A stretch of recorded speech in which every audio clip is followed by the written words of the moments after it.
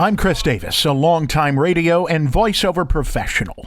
I'm going to guide you through this demo and let you hear some of my work. Now, everything that you're going to hear here is not only my voice, but also my production. I believe in professional but conversational delivery and always holding oneself to a standard of excellence. My studio is equipped with digital editing software, that's what you're hearing now, and also a Rode NT1A condenser mic. And as you can hear if you're scrutinizing this recording, a low noise floor. I'm a well-traveled, well-rounded individual capable of doing a lot of different kinds of voiceover work. You're going to hear first a piece of a radio special that I wrote and produced for WIBC called Indiana Cold Cases. Money was missing from the cash drawer, but not enough to look at robbery as the motive. Fuldor had not been raped or molested. Police looked for hitchhikers, truckers, traveling salesmen, eventually sifting through thousands of names in hotel registries. They couldn't find a motive and didn't have a suspect. Though the next victims were in Kansas, the killer wasn't through in Indiana. On April 11th at La Bride d'Elegance in Wichita, Patricia Majors and Patricia Smith waited to close because a customer was on his way in to pick up a cummerbund. But before that customer could get to the store, another man came in, forced both women to the back, and shot them in the back of the head. On his way out, the man ran into the guy who was coming to pick up the cummerbund. The customer was able to talk his way out of being shot and gave a good description of the killer to police. In spring '92, the killer was in his early to mid-30s, a white male, about 5'7" to 5'9". From a video made by the St. Charles, Missouri Police Department. His hair may have had a auburn or reddish tint. They would have their own encounter with the killer in May of '92. It wasn't long before the man decided to kill again. The next murder was close to I-70 and was back in Indiana. The case that occurred here was on April 27th, 1992. Sean Keene is Assistant Police Chief of the Terre Haute Police Department. At approximately 4:20 p.m., a customer walked into the Sylvia Ceramic Shop, which is approximately 3.5 blocks north of I-70, and she discovered the body of a male employee there. Next is an audiobook demonstration. The real freedom, he thought, comes with breathing the air of West Texas or New Mexico, taking in a whiff that didn't stink of petroleum, and having his lungs full of God's boundless approval. Rudd made 2 phone calls the afternoon of March 24th, 1926. "I know what works for me," he told his dad. The voice on the other end of the phone was wrought with anxiety and tension. The conversation was not easy, and Stanley Mixon, who had brought his family to Tulsa from the Ozark Mountains in 1906, was adamant that families should stay in close proximity to one another. "You had a time to do what you needed to do, and so do I," said Rudd, his voice slightly raised with that same undertone of frustration relayed by his dad. "We didn't have anything, boy. We had to do something in that tornado when Rule was the last straw. You was just a little kid, but you remember living in a shack. You remember why we came to Oklahoma, and you know you ain't anywheres near in the same boat. Ain't no real need for you to do anything except stick around here," said Stanley. Rudd was close to his parents, but he was closer to his own vision for his future. Ambition wasn't anything he could tame. He'd saved for a year and had the money for the trip and whatever came with it. The argument brought unsteadiness to his voice. His lip quivered, and he let silence speak for him for about 30 seconds. "I'm leaving Friday," he said. "I wish y'all would come over here and see me. I love you," he told his dad. It was not the most customary remark between them, and by virtue of that sentence, Stanley knew that he'd lost the argument, probably well before it started. Now a piece of an interview with singer-songwriter Don McLean. You could probably go solo, and they wouldn't mind either. You know, they like it. And you have played all different sizes of venues. I recall seeing you, I think in 2013, at a 1,000-seater down in Mississippi at the Riley Center there, and it was just the exact same size show, I think, that you played when you played Glastonbury, which I recalled seeing later, clips of on YouTube.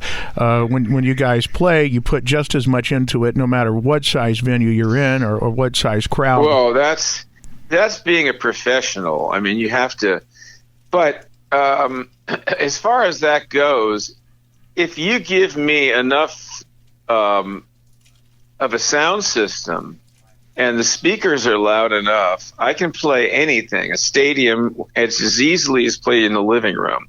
Now a radio spot, some commercial production. It's a Mississippi tradition. And when you're looking for a place, your own place, for the kind of recreation that puts food on the table, Tom Smith Land and Homes can help. You might be on the search for land with a house on it. You might just want land with a lot of trees and time to do what you really love to do. SmithLandandHomes.com. Expect more, get more. Tom Smith Land and Homes. This is a piece called Love's Legacy, Remembering Ryan White. I wrote this and produced it and did all the interviews. Jeannie, do you remember the last thing that he said to you and the last thing that you said to him? They wanted to put him in a coma because they wanted to slow his body down, hoping the medicines would work better. And they wanted to do it right away. So I didn't get to say a lot. I remember us talking, and he said, "Mom, if I got a chance, I want to go for it." And I said, okay, and I gave him a big hug and told him I loved him, and I didn't really ever think that was going to be the last time, that I would see him. I don't know. That was hard because I had left. April 7th. Thank you very much. It's good to be here in Indiana. The Farm Aid concert is held in Indianapolis. Elton John, who had been at the hospital for over a week with the family, dedicates a song to his friend. This one's for Ryan. But it seems to me you lived your life like a candle in the wind. But many of the performers who had gone to see Ryan in the hospital are there to sing, to raise money and awareness for America's farmers, and to send good vibes to the young man who is in a medically induced coma. But here in the real world, it's not that easy at all. 'Cause when hearts get broken, it's real tears that fall. The morning after Farm Aid. It is with great sadness and deeply felt personal loss that I must inform you that Ryan White has died of the complications of his AIDS. His death at 11 minutes past 7 Eastern Standard Time followed a slow deterioration which began yesterday. Now a piece from a weekly radio show that I host as a freelancer in Jackson, Mississippi called The Blues and Arts Hour. This is with bluesman Bobby Rush, who just won a Grammy Award. So they wanted to hear what you had to say, but they didn't want to see you say it. No, because I'm a blues singer, I'm a black man. Yeah. Oh, yeah. That happened and a lot of people don't talk about it. You follow me? So I'm so glad we're having this conversation because people like Sam Cooke was on his way to do what I'm doing and didn't make it. Martin Luther King was doing the same thing and didn't make it. And that's many others. You're going to find out that Michael Jackson just didn't die. Prince just didn't die. It's a lack of opportunity to do what we're doing. I'm one of the few guys who slipped through the crack and still here to do it because God had allowed me these 90 years to be here, and that's a kind of rare kind of thing with 429 records. I would say it's a rare kind of thing, not only for somebody to be here for 90 years, but to be playing at 90 years old. It kind of reminds me of somebody like Pine Top Perkins, who was doing it at 97. Yeah, man. If I can just do what Pine Top did, I'm happy. But most of it, I just want to do all I can while I can. When it comes a time I can't do, I won't regret what I did not do. That's certainly something that we can all live by. And what I would like to do is be a part of your project. If you would like to book me, you can see my information on my profile, or I've got it right here. My phone number is 317-658-4483, and my email is chrisdaviswork@gmail.com. I hope to hear from you soon.